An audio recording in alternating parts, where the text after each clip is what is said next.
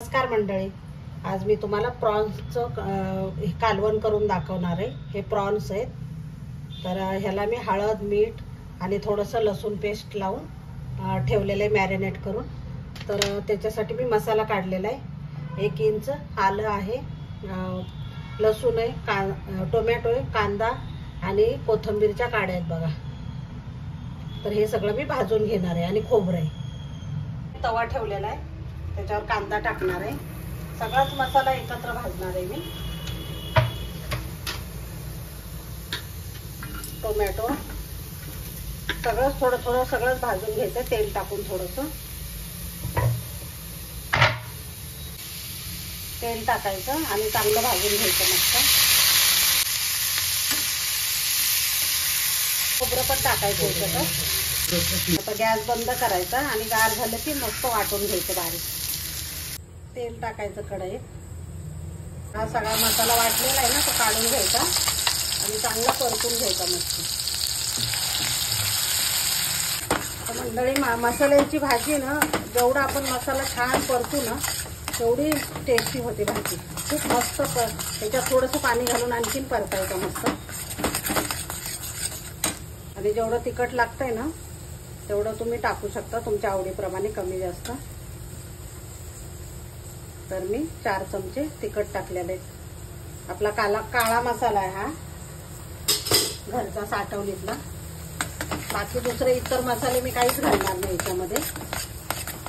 आणि थोडंसं मसाले ह्याच्यात मिक्सरच्या भांड्यातच मी थोडंसं पाणी घेतलेलं आहे आणि याच्यामध्ये टाकून घेते आणि आता छान परतून घ्यायचा मस्त। त्याच्यावर झाकण ठेवून मस्त छान शिजू द्यायचा मसाला।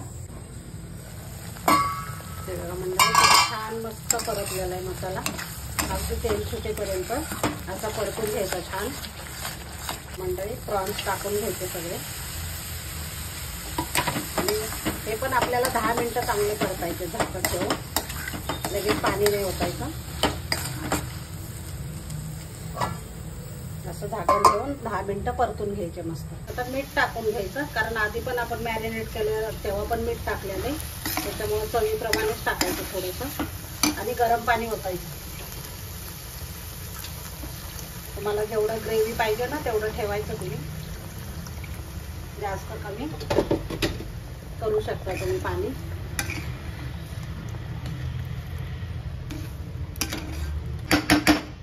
अर्ध झाकण ठेवून शिजून द्यायचं 10-15 मिनिटं। आता झाकण काढते आणि मस्त एकदम छान शिजलेलं आहे बघा।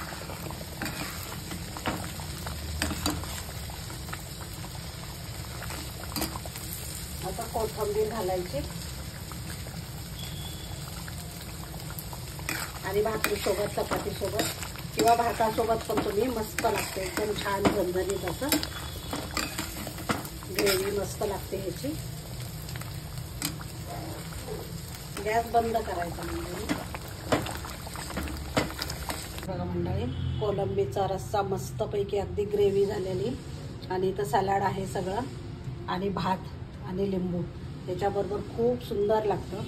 तर या पद्धतीने आणि साध्या पद्धतीने केले, अजिबात जास्त मसाले घातलेले नाही आहेत मी।